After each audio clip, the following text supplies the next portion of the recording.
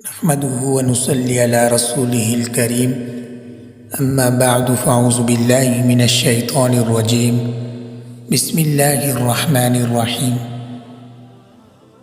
ومن الناس من يقول آمنا بالله وباليوم الآخر وما هم بمؤمنين ومن الناس اور لوگوں میں سے بعض لوگ وہ ہیں من یقول جو کہتے ہیں آمنا باللہ ہم ایمان لائے اللہ تعالیٰ پر وبالیوم الآخر اور آخرت کے دن پر ہم ایمان لائے وما ہم بمؤمنین حالانکہ وہ ایمان لانے والے نہیں ہیں یخادعون اللہ وہ لوگ دھوکہ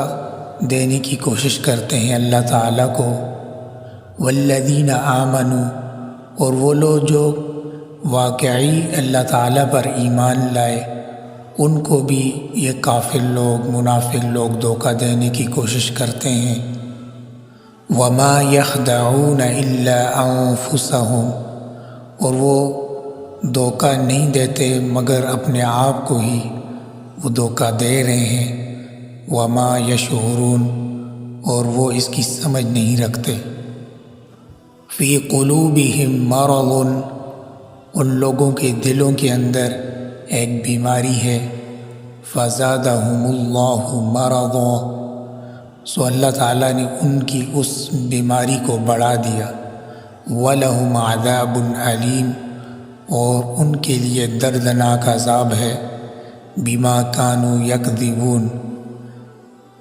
بسبب اس کے کہ وہ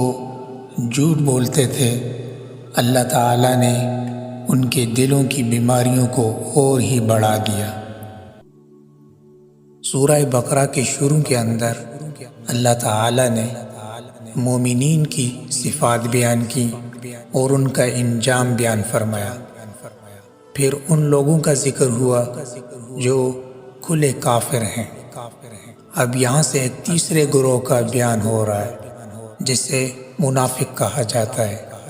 یہ لوگ ظاہر میں تو اپنے آپ کو مسلمان کہتے تھے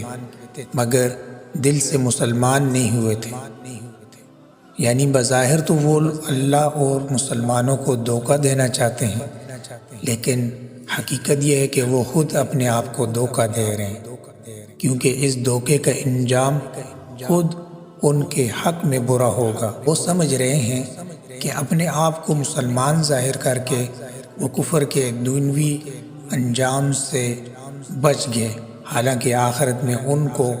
جو عذاب ہوگا وہ دنیا کے عذاب سے زیادہ سخت اور سنگین ہوگا۔ جب حضور صلی اللہ علیہ وسلم ہجرت کر کے مدینہ منورہ تشریف لائے اور یہاں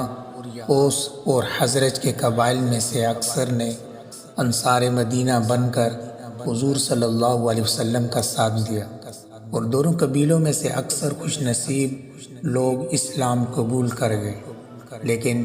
یہود اب تک اللہ تعالیٰ کی اس نعمت سے محروم تھے۔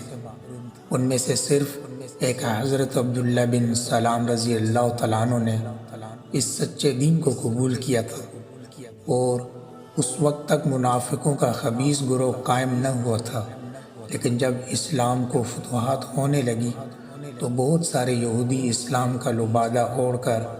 مسلمانوں میں داخل ہو گئے۔ مال غنیمت، صدقات کی لالچ اور مسلمانوں کی فتح کے خوف سے انہوں نے ایسا کیا، لیکن وہ آخر کار رسوا ہوئے اور بری طرح ناکام و نامراد ہوئے۔ ان کا حال بیان کرتے ہوئے فرمایا کہ ظاہراً تو یہ کہتے ہیں ہم اللہ اور آخرت پر ایمان لائے، مگر دل سے وہ مسلمان نہیں ہیں۔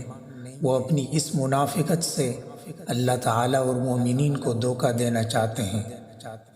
جبکہ دراصل وہ خود دھوکے میں مبتلا ہیں، لیکن بے سمجھی کی وجہ سے آگے بڑھتے چلے جا رہے ہیں۔ آگے اللہ تعالیٰ نے ارشاد فرمایا فی قلوبہم مرض فزادہم اللہ مرضا، ان کے دلوں کے اندر بیماری ہے، اللہ تعالیٰ نے ان کی بیماریوں کو اور ہی بڑھا دیا۔ تو ارشاد ہوتا ہے کہ ان کے دلوں کے اندر بڑا مرض ہے۔ یہاں ان منافقین کی باطن کی خرابی اور عقائد کے فساد کو مرض اور بیماری سے تعبیر فرمایا، اور یہ لفظ مرض ان کے نفاق، شک اور تردد، اور رسول اللہ صلی اللہ علیہ وسلم پر ایمان نہ لانا، ایمان والوں سے بغض اور عداوت رکھنا، حسد وغیرہ سب کو شامل ہے۔ آگے بتایا گیا کہ شک و نفاق، بغض و حسد کی یہ بیماری جو ان کے دلوں میں لگی ہوئی تھی، کم ہونے کے بجائے روز بروز بڑھتی ہی گئی۔ جو اسلام اور مسلمانوں کو دشمنوں پر غلبہ اور اقتدار حاصل ہوتا گیا، اور جو دین اسلام کی شان و شوکت میں ترقی ہوتی گئی، ان کے دلوں میں جلن اور تکلیف اور ان کے سینوں میں بغض اور حسد کی آگ بڑھتی چلی گئی۔ جو قرآن نازل ہوتا، ان کا کفر و نفاق بڑھتا جاتا، کیونکہ ہر آیت کے ساتھ وہ منافقانہ سلوک کرتے، بظاہر اسے مانتے لیکن دل میں اس کا انکار کرتے، اور ان کی یہ بیماری انہی کی بدعمالیوں اور بد پرہیزیوں کا نتیجہ تھا۔ آخرکار یہ اپنے اس خطرناک مرض کی وجہ سے ہلاکت میں پڑ گئے اور دائمی عذاب اور دردناک سزا کے مستحق ہو گئے، اور یہ سزا ان کو مسلسل ان کی کذب بیانی اور نفاق پر لگاتار اصرار کرنے کی وجہ سے مل گئی۔ اس آیت مبارکہ سے یہ پتہ چلا کہ دلوں میں بیماریاں ہوتی ہیں، اس لیے صوفیاء کرام اور مشائخان طریقت قلب کی صفائی، باطن کی درستگی اور قلب کی تمام اخلاق ذمیمہ سے پاک رکھنا ضروری فرماتے ہیں۔ دل کی بیماریاں یہ ہیں: حسد، بغض، کینہ، عداوت، بے جا غصہ، بخل، مال کی محبت، حب جاہ، حب شہرت، رعونت، دنیا کی محبت، تکبر، خود پسندی، ریا۔ ان تمام بیماریوں سے قلب کو پاک کرنا لازمی اور ضروری ہے۔ جب بیماریوں سے دل پاک ہوگا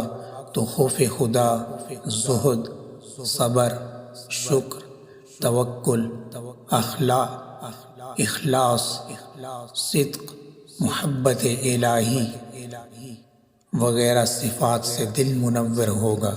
اللہ تعالی ہمارے دلوں کو ہر طرح کی روحانی بیماریوں سے محفوظ فرمائے، آمین۔ دعا فرمائیں حق تعالی شانہ ہم کو ایمان کامل نصیب فرمائے